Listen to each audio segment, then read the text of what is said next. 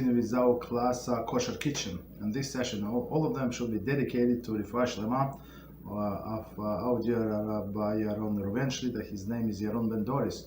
Also to Yehudis Bas Noach, Ariela Ora Bas Anna, Immersed Rachel Bas Brindel, David Shlomo Ben Sandra, and quick release of our dear friend Moshe Shmuel Ben Pnina, BeEzrat HaShem.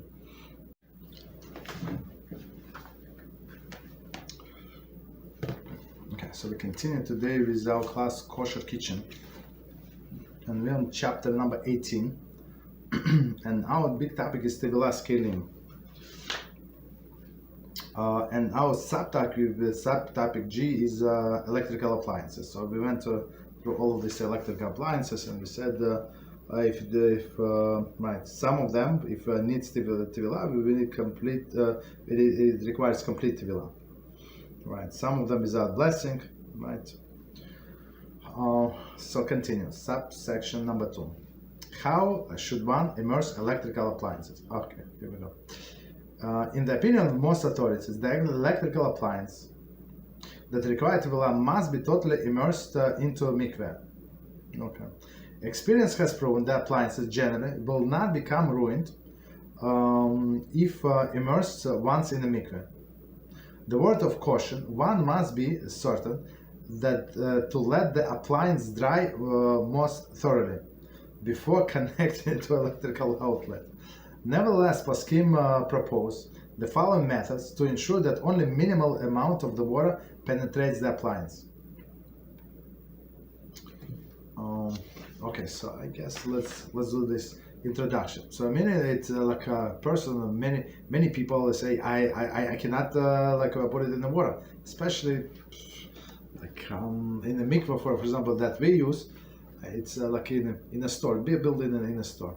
So to say that it's the cleanest like water ever, I would not say. First of all, it's rainwater from the roof, and it's like with other things mixing, and plus it's there is a lot of chlorine, and plus there are many people using it. So I mean, it's still kosher, but usually the first thing that we do after we bring things from that week, we wash it with soap because first of all because of the smell, all the chlorine, right, and dirty water. So unless you can find some clean, maybe in a lake or something like fresh water, so it would be different.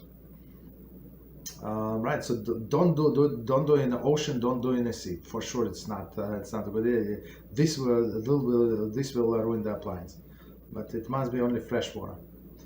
Okay. So when he says that to immerse only once, for me it sounds a little suspicious. Like I mean, unless as I said, you can find or some well or some some clean source of water. Okay. So let's see from the beginning and their commentaries. In the opinion of the most authorities, the electrical appliance that require Tevilah must be totally immersed in the mikveh. Commentary response of in the opinion of Igros Moshe Yoredea 157. Okay, the electrical part does not require Tevilah, so which is good. However, it's impossible to completely immerse the upper part if the electrical urn. So again, in the opinion of Igros Moshe Yoredea 157, the electrical part does not require Tevilah. However, it is impossible to completely immerse the upper part of the electrical urn without immersing the bottom electrical part as well. The water will not cover the entire inner portion of the urn unless the urn placed into water in an upright manner. Right, this water urn that we use on Shabbos for hot water, like you have to go like all the way down, as we said, where we discussed in bottles and other like pitchers or other things. So you have to do like only upside, right side up, right? So to make sure that there's no air pockets in there. Right, so and this the heating elements in the water urn is like in the bottom. So how can you do opposite? I'm not sure. Okay. Right. So, but but one thing we must remember that Rabbi Moshe Feinstein said that electric power should that does not need to be dipped in the mikvah. So that's very good to know, right? Because but logically, like you would say like yeah, this part does not touch the food. What is the connection? So on one hand they say the whole appliance. On another hand we have this leniency. From Moshe Feinstein. Continue. So again, the whole sentence, in opinion of the most authorities, electrical appliance that requires Islam must be totally immersed in the mikveh. So that's most of the authorities. Experience has proven that appliance generally will not become ruined if immersed in the mikveh. So again, no ocean. Remember, no ocean. No sea, no like. Even no lakes with minerals, like some minerals it can build up, it can ruin the appliance. Maybe it's good for your body or like for your skin, but for sure not for appliance. So make sure that it's fresh water, it's as clean as possible. So again, if you use this mikveh with chlorine, it could be a problem. So for sure you have to wash it. Otherwise, like the whole food, like everything is going to stink with chlorine. All right, so not good. Okay, continue. A word of caution: one must be certain to let the appliance dry very thoroughly. So very thoroughly, like maybe it's several days. Like don't assume just because it's dry on top, so it is dried inside, right? And we must remember, like if it's like human outside or human inside, so it's going to take maybe another few days because it's not going to dry as easily. In the winter it could be easier, right, when it's warm inside. Commented, the appliance should let dry for several days. Exactly. The drying process can be enhanced and any chance of damage minimized if drying by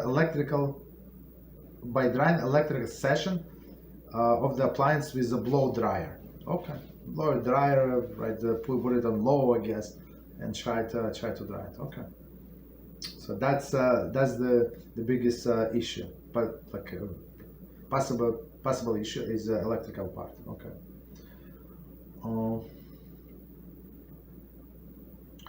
So we need to dry most thoroughly before connecting to electrical outlet. Okay. Nevertheless, poskim propose the following methods to ensure that only minimal amount of the water penetrates the appliance. Okay. So on one hand, majority of the poskim said that the whole appliance has to go underwater. On another hand, they say to save like electrical part because again, it's not going to touch food. Okay, so let's go one by one. One may cover any part into electrical portion with one's finger. One can cover any opening. One can cover any openings into electrical portion with one fingers. The fingers should be first damped with the mikvah water. In this manner, the water between the fingers and appliance is considered connecting to the mikveh. However, one should not press too hard against the appliance. Next one. One may loosely cover the opening with the cloth dumped in the mikveh. Okay, very good suggestion. If either of the above is impractical, one should paste tape over the opening. Okay. If the electrical cord of the appliance is removable, it should be removed before Tevilah.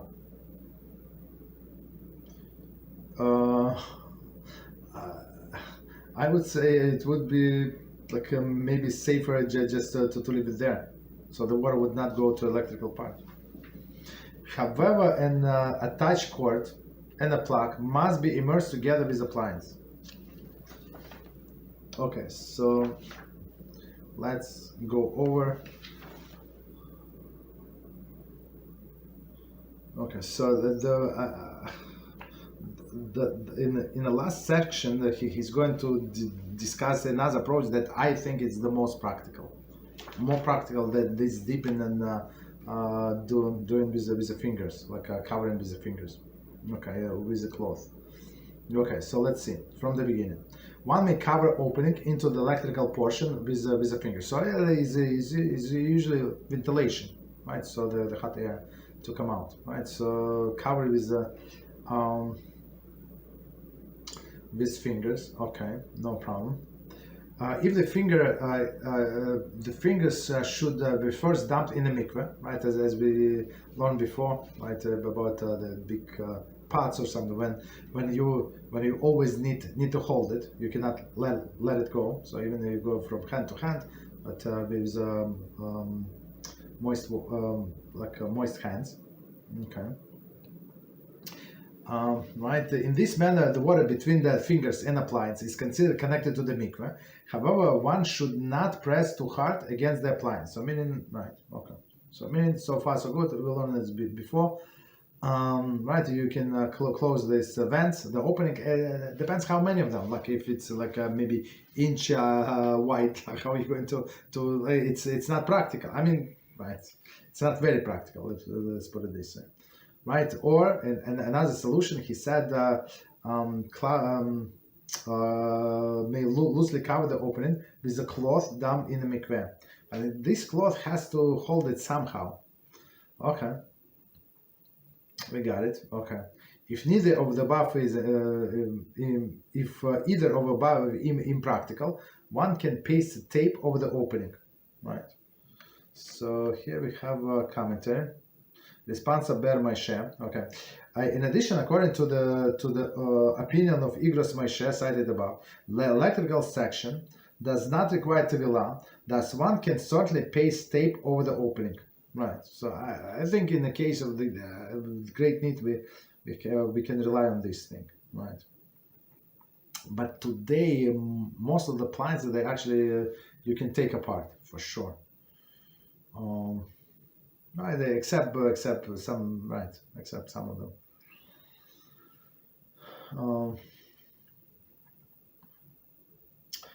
Okay, so I think even from a toaster, like a regular bread toaster, I'm not sure how hard. Of course, it depends on the model, but I think you can remove the things that touch bread that you put in there. I think you can remove them. Right, and of course the rest of the part has nothing to do with food. So if you can remove that and dip only that, you should do that. Okay. So continue. The electrical cord, right, of the pans is removable. So meaning like today, many of them are removable. Right. It should be removed before Tevilah. On one hand, it should be removed. On another hand, like water can go into electrical part. Why should you? What you want to do that? So I think, in my mind, it's it's pretty tight attachment. So just leave it be. And this cord is it's sealed from all of the sides, and nothing is going to happen to cord and like plug. However, if an attached cord and a plug must be immersed together with the appliance, right? So again, nothing is going to change. In olden days, they had these plugs that you can disassemble. I remember my old days. So you disassemble, you fix it, and you cut the wire, for example, the wire broke, so you cut, you move this plug, like the plug, yeah, you big right. So that's how we used to fix things. Today, like these wires are so good, they overlive the appliance and overlive right many people. HaShem. Okay, so commentary. The cord is integral part of the utensil. Thus, Tevilah is not valid unless it immerses well. Okay. According to Igros Moshe cited above, the cord does not need immersion. Incidentally, the cord and the plug are well insulated and not harmed by immersion in water. Right, as we said, there is me personally, I would worry the least about this cord and the plug. They're completely sealed, no problem whatsoever, and it's easier to dry them. Okay. So quickly review. So if it's like vents, like opening in the electric appliance, an electrical portion, not big, so you can cover with a finger. Moist your finger and close them while you dip in the mikveh. If it's not practical, you can do damp with a cloth. If not, you can just put a tape, right? According to Rabbi Moshe Feinstein, and if you have a cord, you can immerse it with a cord. Okay. Next one. So now like inside. Great box. One should be it should be noted that in unlikely event the utensil is ruined as a result of immersion in the mikveh, one may not return it to the manufacturer as defective. Ooh, wow. This utensil have a clear warning that they are not be immersed. Immersion in the water is misused that is not covered under the warranty. Returning returning it as a defective constitutes gezel. Gezel means stealing, right? And is prohibited regardless of whether or not the manufacturer is Jewish. It's very, very important point. Like, right? He's saying, well, what he's saying, most likely, especially today, they do say this appliance is actually sealed, it's actually in units. I think they would survive all this immersion better than in olden days, right? But okay, but even if it was damaged, so right, I give you an example. So we bought this Shabbos plate, a hot plate. We were, I know, the last of all of the people that I know give up blech.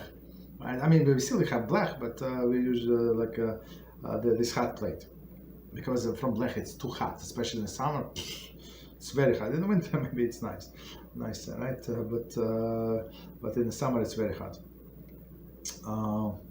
Right, and when we bought it, it says like on a surface there is like sticker. Of course, it's a removable sticker. So do not cover with aluminum foil. Right? Do not cover with aluminum foil. And on the top, also like when you open the instruction, so it says it's like a sticker or something like do not cover with aluminum, like in red. So if person covers with aluminum foil and then it broke, guess what? Like don't say that it was like on for 2 hours and then it cracked. Don't say that. We're not allowed to say that. So meaning usually they warn people. I'm not sure. Tell the truth. I'm not sure why non-Jew would decide to dip in the water. Maybe to wash it. I don't know. Maybe they splatter like food splatter and they want to wash. I'm not sure. But they do have this warning not to dip in the water for sure. I saw it. Don't remember what we bought, but that's what I saw. Okay.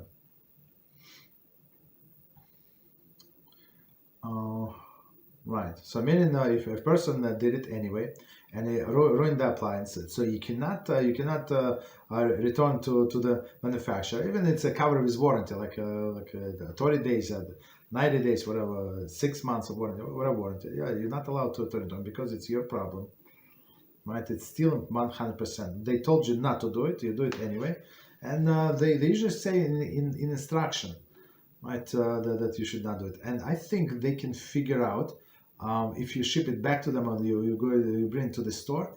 I think they can see that it was immersed in the water, and they would see the damage from water. Okay, it would be a big embarrassment. Okay, so part number 3. Appliances that cannot be immersed. If neither of the methods listed above is possible, the utensil should not be purchased. So as he said before, right? If you're planning not to immerse it, don't purchase it. That's it. The Torah is not required to adapt our lifestyle.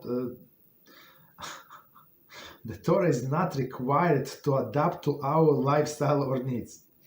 Rather, we must adapt our style to requirements of the Torah. Amazingly said. However, poskim offer 2 possible methods to deal with vessels that cannot be immersed. Okay, so let's see. The utensil may be disassembled in a manner that ensures that it can no longer serve as a vessel For example, it can no longer contain liquids and subsequently be reassembled by a Jew, a professional technician. Next one. If no other solution possible and one needs the utensil, it is maybe given to a non-Jew as a present and borrowed from him indefinitely. If non-Jew cannot be employed, a non-Jew cannot be an employee of the Jewish owner of the vessel, for example, housekeeper. However, Paskim frown upon this option. Right? This should be used only as a last resort when absolutely necessary. For example, a large electric soup pot used in hotels or camps. Okay, so I mean, yeah, how it's for 100 people. How exactly you're going to immerse? Okay, so let's see from the beginning of these commentaries. Appliances that cannot be immersed, right, for whatever reason. So one example too big. If neither methods listed above, so to remind us, if we can't remove only parts that touch food, that's amazing. That's our goal. So here we're saying after the fact, if it's all of them combined together. So in my mind, beside the what I earn, I don't know, like today, maybe a toaster, like a toaster for bread, not the toaster oven. There it's easy because we can remove just the trays, whatever the tray they have these shelves. That's it, racks. They call it racks, shelves, whatever they call it, right? That's it. You dip them. There's no problem. Other like walls, they do not touch the food. Yeah, the food can splatter. You're not going to eat, right? You're going to wipe and throw out this paper towel. That's it. So meaning the water urn and the toaster is I'm not sure what else it could be. I mean others like they built to disassemble, so you can wash them for sure. You should wash them. Okay. Okay. So okay. If neither of the methods listed above is possible, right, the utensil should not be purchased. So okay, so it's the next line is so beautiful. The Torah is not required to adapt to our lifestyle or needs. Rather, we must adapt ourselves to write the requirements to the Torah. It's beautifully said. Rabbi Binyamin Forst. Holy tzaddik. Right, so don't bring the Torah to the level of people. We must uplift people to the level of Torah, right? So that's the thing. So if you cannot use it according to the Torah, don't use it. So I always not always sometimes I ask, look, you and I from the same generation, like not our parents but grandparents. Like what did they do? What did they do? Like they. Right? So they did not have all of the luxuries, and that's right. I'm not talking about like 100 years ago. You grandparents, right? And people complain about nonsenses. Okay. However, Paskim offered two possible methods to deal with a vessel that cannot be immersed. So I think that's very practical method. So here is actually I'm not sure where exactly I got it from. But they say if you make the this thing in function dysfunctional, what does it mean? So even like with water urn, so even if it's like one piece, the stainless steel one piece, you cannot disassemble. You cannot make it not the whole water. Yeah, you cannot. So but what you can do, you can disassemble parts, to take apart parts from electrical part. Right, for the electric, you disconnect some things, like take it out and then put it back. So that's more practical, right? And I would say, like if a person knows exactly what to do, I would say take pictures, one picture, two pictures, as many pictures that you need, every step, and put all of the screws, all of the parts in order from left to right. So then you do from right to left, or whatever you do, left to right, right to left, your own business, right? But just remember the order of the parts, and that's it. It's possible to take it apart and put it back. Okay. So again, the utensil may be disassembled in a manner that ensures that no longer serve as a vessel. For example, can no longer contain liquids. So I don't think this is a good example. I don't think so.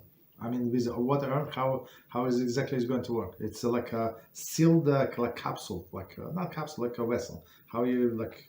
So, but electric part for sure, right? Electric part you disassemble. Like the most important part, right, is electric part.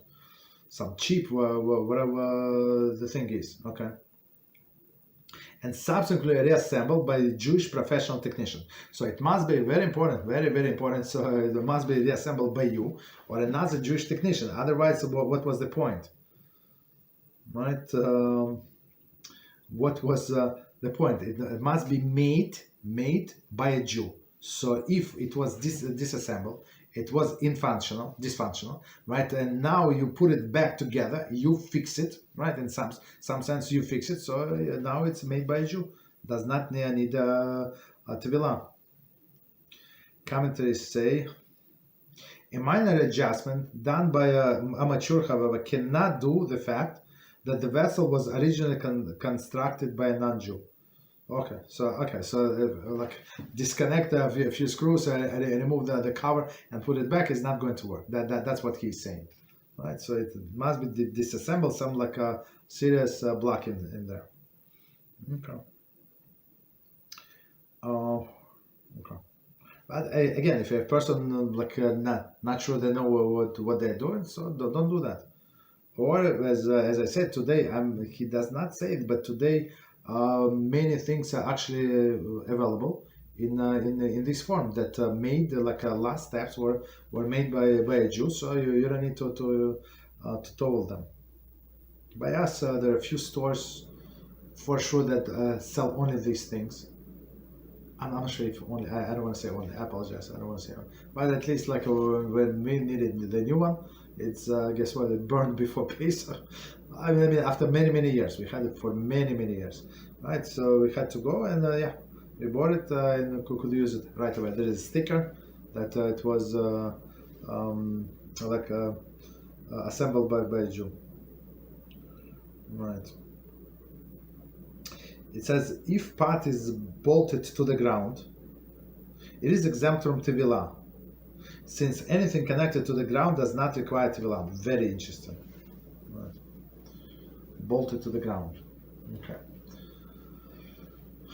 All right. So take it apart, but again, just to remove the cord or cover, right? It's not going to work. It's like it should be more significant disassemblement and then reassemblement, right? And the second solution, if no other solution possible, and one needs the utensil given to a Jew as a present, so meaning it became 100% non-Jews, and then borrow indefinitely, right? And non-Jew cannot be employee of the Jewish owner of the vessel, for example, housekeeper, right? Because if it's a house employee, so it's obvious that it's it's not a true gift in a sense. So it was a person did not mean it wholeheartedly.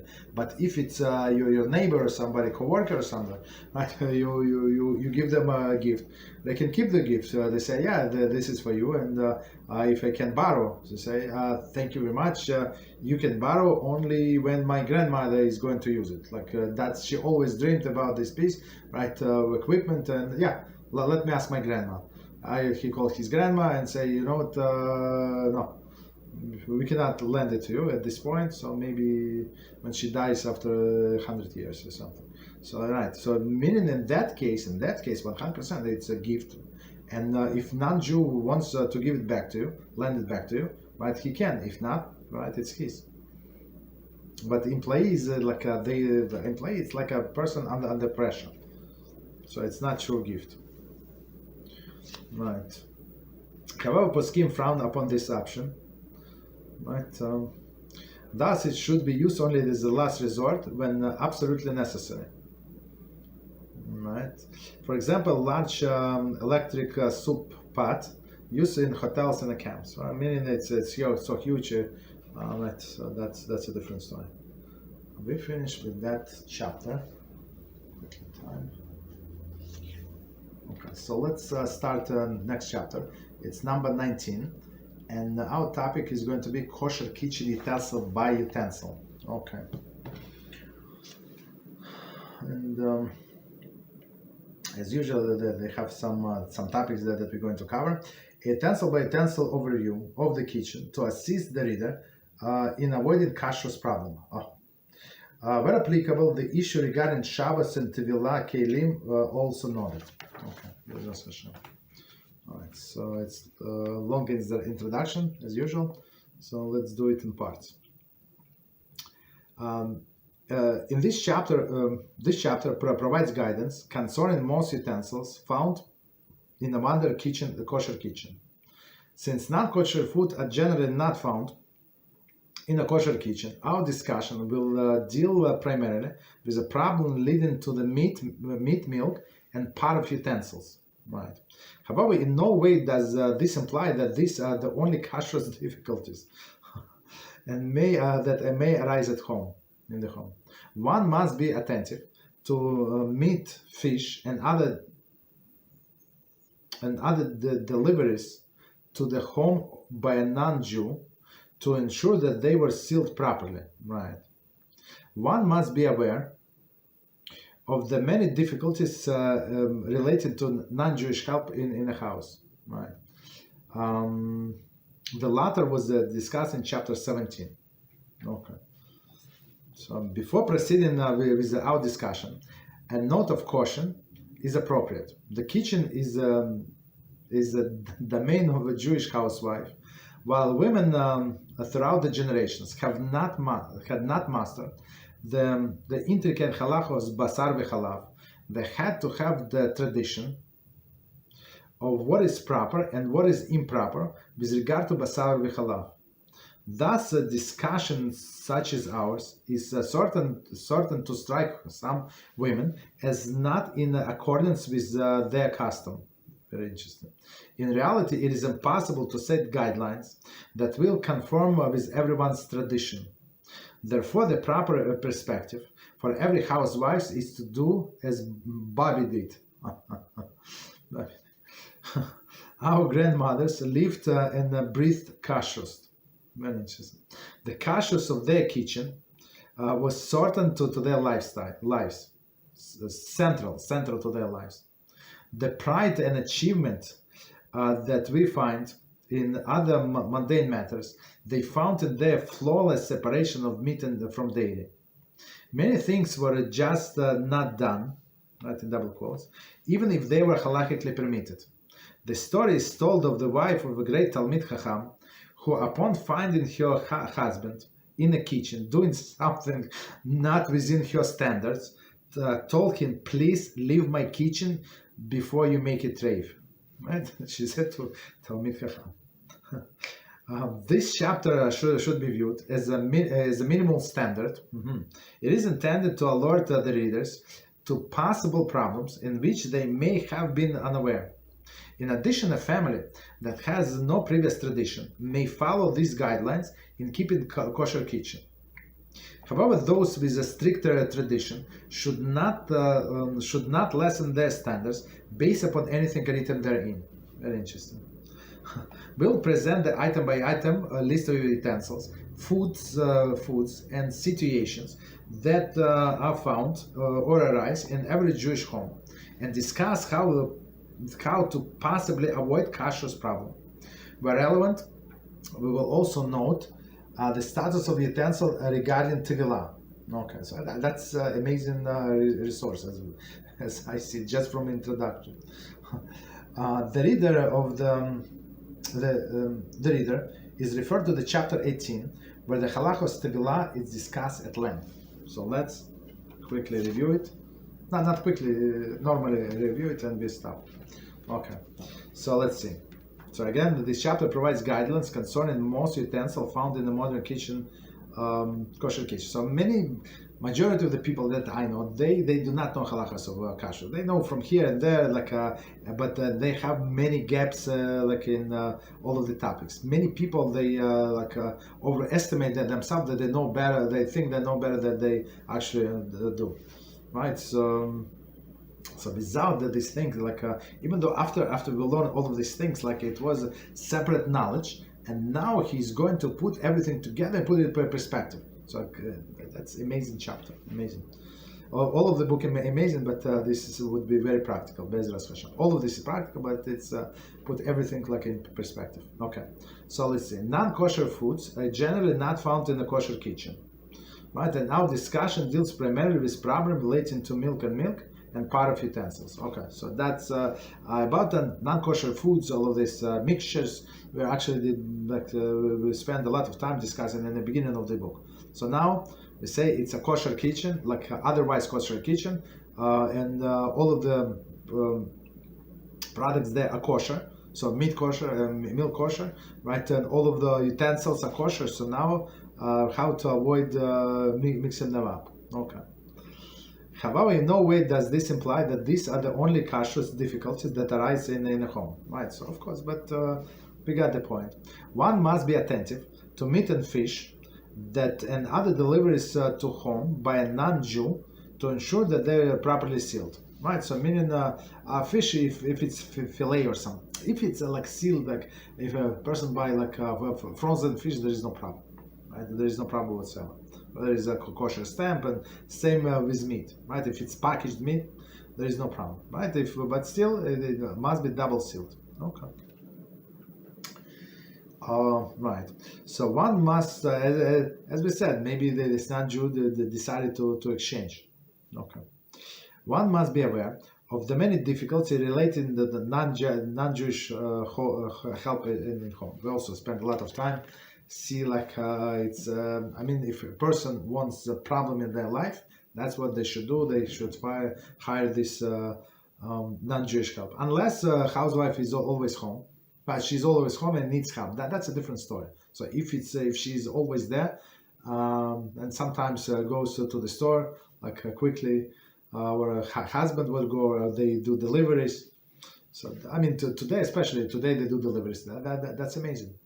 So all of the fruits, vegetables you can, powder foods you can buy from even non-Jewish website, from supermarkets, and meat and milk and other things you can buy from Jewish supermarkets. So basically, you're saved. Okay.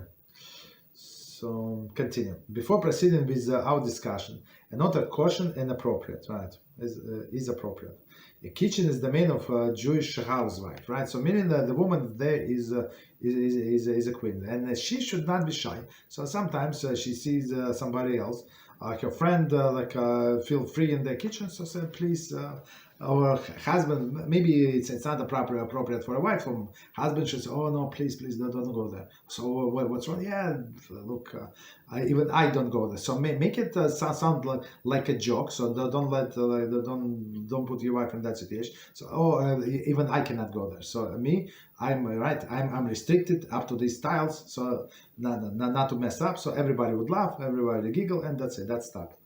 Right? So meaning nobody should go there. While women throughout the generation have not mastered the intricate halachos of basar v'chalav, so they usually did not learn it from the book. They had and have tradition of what is proper and what is improper with regard to basar v'chalav. So women usually until I think 20th century. In the 20th century, they were first based Yaakov, right, in Europe. They started in Europe. And then they started in America, but before that, women did not go to schools, right? And they were educated by who? By their mother, and she knew halachas and knew how to read from the father, from brothers, from read and write and everything, right? So she was very educated. Did she know all of this? All of the terminology, all of this, what Paskim say, most likely not, but she knew what to do and what not to do, what to stay away from. That's it. So it's a very safe approach. Thus, a discussion such as ours is certainly to strike some women as not accordant with their custom. So they do something different, right?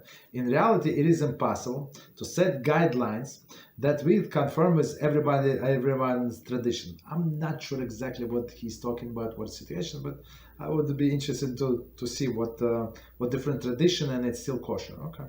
Therefore, it is proper perspective for every housewife to do as Bobby did. So whatever your grandmother did, so they were, even though some of them were not so religious, right? But with kashrut, they were very, very careful for whatever reason. Our grandmothers lived and breathed kashrut. Okay. If you had such a grandmother, right, of course. So don't just because somebody's grandmother does not mean that she's kosher. If she was keeping kosher, and of course, and she's a grandmother, yeah, you can learn from her. The kashrut of their kitchen, right, was central to their lives, right. So meaning that's how the Judaism, like a main part of Judaism. The pride of the achievements that we find in other mundane matters, they found in a flawless separation from meat from dairy, right? And we have to understand today we have this refrigerator. Some people have two refrigerators. Some people have double sinks. Like some people have two kitchens, right? One on the left, one on the right, with a separate refrigerator, separate microwave oven, separate stoves. All this. People, right? Many people have luxuries, of course. Like in olden days, nobody had this. Maybe very, very, very, very rich people, but majority of the people like did not have all these luxuries. Many things were just not done, right? So, right, that's not what we do. She cannot explain. She said that's not what we do, right? They even if they were halakhically permitted. The story is told of housewife, right, of the great Talmid Chacham, who, upon finding her husband in the kitchen doing something not within her standards, well, maybe it was still kosher according to what he learned, but she said, "Get out," right, and told him, "Please leave my kitchen before you make it treif." Okay, so meaning there is some Talmidei Chachamim, they know only theory, they never practice it. So that's the problem, and then they know all of the opinions, but you ask them, okay, I understand. You will give me all of the names, all the pages, but what should I do? Oh, it depends what opinion you should follow. Yeah, if you follow this opinion or that opinion, so according to, and the people get annoyed, and they ask, they try to add this Talmid Chacham, which is Talmid Chacham. Like the bottom line, I don't need to know opinions. I cannot even remember the names. Forget about the opinions. I cannot retain the names that you gave me. Forget about the books. Names I can retain. So tell me, what should I do? And this Talmid Chacham, sometimes and many times they do not know what to do, or they tell exactly opposite was accepted halachos. Unfortunately, that's what also happened. So this chapter should be viewed as a minimal standard. So meaning, if you adhere to the higher standard, sure, don't change, right? It is intended to alert the readers to the possible problems of which they may have been unaware, right? So even up to reading up to now. In addition, the family that has a previous tradition may follow the guidelines in keeping the kosher kitchen. Of course, all of this tradition must be verified, right? If they're actually kosher, right? So run by your rabbi and see what he said. Okay. Because some things that what I noticed, some they say it's our family tradition, and then I started looking up, and then I saw write up from Kashrut said it's actually not Jewish tradition. So the people adopted some custom from the nation that they live among, and they think it's a family tradition. No, it's not family tradition. It's got nothing to do with Judaism. However, those which are stricter traditions should not lessen their standard based on anything written therein. Right? So, meaning, if you're on a higher standard, just do whatever you do, you're good. Right? But of course, like we need to review in order to understand where do we stand. We will present the item by item list of utensils, foods, and situations that found or arise in every Jewish home, and discuss how to possibly avoid kashrut problem. Where relevant, we will also note a status of utensil regarding Tevilah. So where you need to Tovel, not right. Okay, so let's stop here.